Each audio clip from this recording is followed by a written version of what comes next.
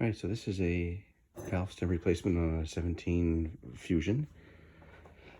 Obviously, I've got the car jacked up. This is the after. I used the car to break the bead on the tire. I put the tire in this little block of 2x4, 90 degrees from the stem. Here's your stem right here, in case it's not showing up well in video. Drop the car on the 2x4, broke the bead, pushed it back further, wrenched it a little bit using the end of a, call this a power bar where I'm from. Use the handle end, put it underneath the rim there, push down on it, put the 2x4 in there to give me a little extra leverage. I have these little jack stands from Tool Trades that I used to work in. Put it in there to give me lots of room. And I'll get a flashlight here. I don't know how to turn on the camera light at this point.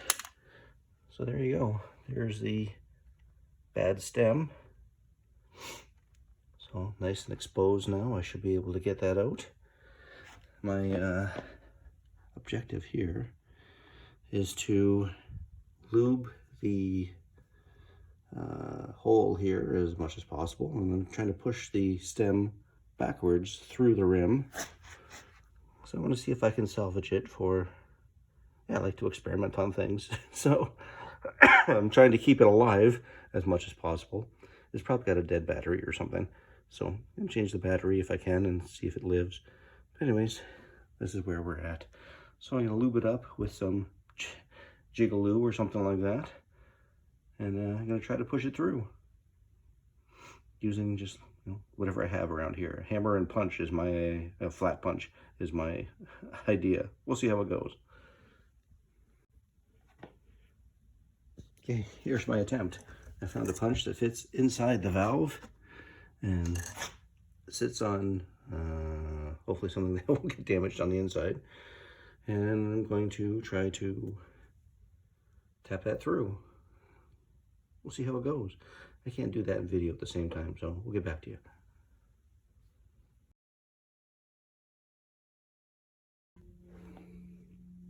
All right, I got busy doing the actual job, so as you see, the tire's back on, inflated and everything. So should be ready to go. I have to retrain the sensors, but you can check other videos to see that. What I ended up doing, I couldn't get it to punch through from the front, so I took this little Allen key here and undid this screw that's holding the sensor onto the valve stem.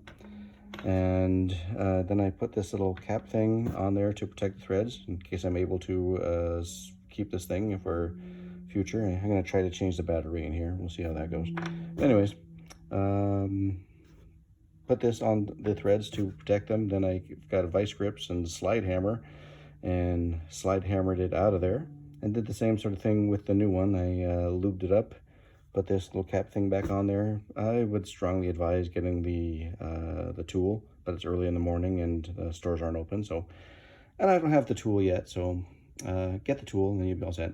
Anyways, put this cap thing back on there, slide hammered it in so that the valve was seated. Inflated the tire and just put the lugs on. I gotta torque them and we should be good to go. After, of course, retraining the sensors.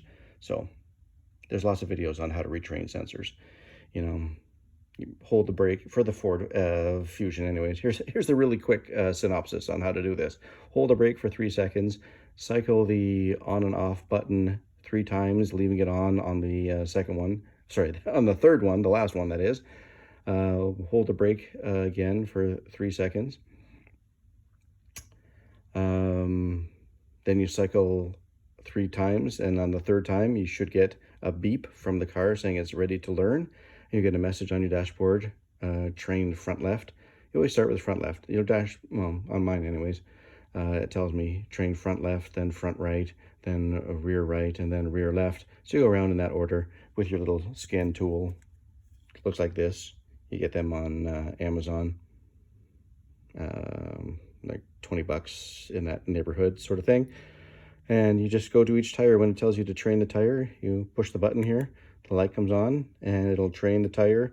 The car will beep when the training is done, the light will go out, and you move to the next one. It's as easy as that. Anyways, hope you have fun.